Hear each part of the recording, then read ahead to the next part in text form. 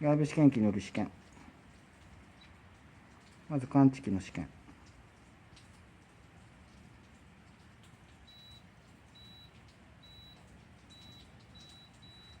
感知器4個。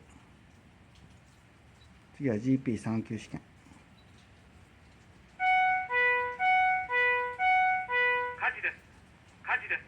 表示と、警報、音響の確認です。安全を確認の上、避難してください。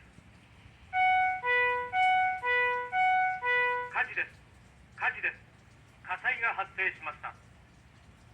安全を確認の上、避難してください。